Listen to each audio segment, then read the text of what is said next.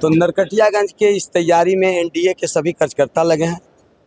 मेरे तरफ से उनको कोई ऐसा इंस्ट्रक्शन नहीं है। जो भी कार्यकर्ता हैं एनडीए के सभी कार्यकर्ता, सभी उसके पदाधिकारी, यही लोग मिलकर के सारी तैयारी कर रहे हैं और इसका चुनावी संचालन कर रहे हैं। मैं उनके ही आदेश पर क्षेत्रों में घूमने का काम करता हूं। मुझे शाम को जो लिस्ट मिलता है, ये करना है वो करना है, मैं उसके हिसाब से जाता हूं। लेकिन महागठबंधन का कहना है कि इस बार तेज रफ्तार तेजस्वी सरकार में एनडीए कहीं एग्जिस्ट नहीं कर रही।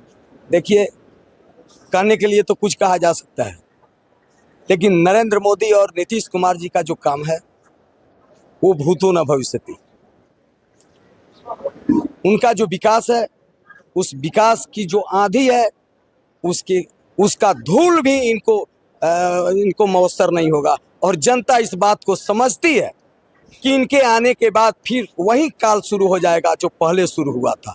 इसलिए आप लोग स्वयं पत्रकार हैं, जनता के बीच चाहिए, वहाँ देखिए कि जनता में इनके प्रति कितना समर्पण और विश्वास का भाव है। यही साबित कर देगा कि नीतीश कुमार जो है सो लालू प्रसाद यादव जी और तेजस्वी यादव जी का जो बयान है वो कितना सही और कितना गलत है। लेकिन नरकटियागंज की जनता की अगर बात करें तो बीच में हम जा रहे हैं, अस्पतालों की जर्जर व्यवस्था को लेकर चिंतित है कि हमें बेसिक जो फैसिलिटीज मिलती है वो नहीं मिल रही है।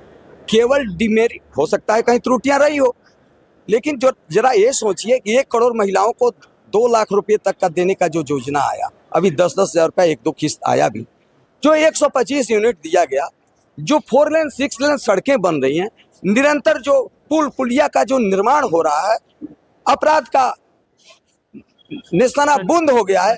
इसलिए तो मेरिट की बात हुई।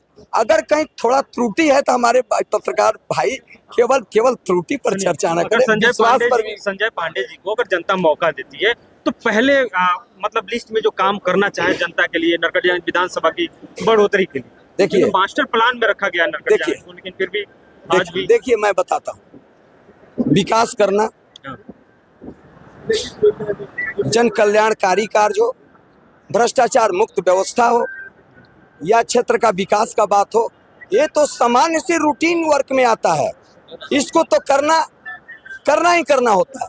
सबसे काम तो बड़ा ये है जो चमत्कार के रूप में, चमत्कार मतलब जनता के मन में इस भाव को पैदा करना मेरा पहले प्राथमिकता होगा कि इस क्षेत्र के हर जनता ये समझेगी कि मैं ही संजय पांडे हूँ। सोचिए इसके लिए मैं कितना काम करूंगा कि उनके मन में इस भाव को पैदा कर दूंगा। 2 चीजें हम जो मार्केट में स्टोरी कर रहे थे तो पता चली कि एक महिलाओं के लिए बाथरूम नहीं है, क्योंकि बाजार के लोगों ने बताया हमें कि अगर किसी महिला को टॉयलेट लग जाए तो उसके लिए सुविधा नहीं है। क्या संजय पांडे जी अगर जीतते हैं तो बाजार में ऐसी व्यवस्था? अभी तो जनता मुझे जनप्रतिनिधि तो बनाए, फिर मैं सारे बिंदुओं को देखूंगा और जितनी जरूरी कामें हैं उसको प्राथमिकता के आधार पर की जाएगी।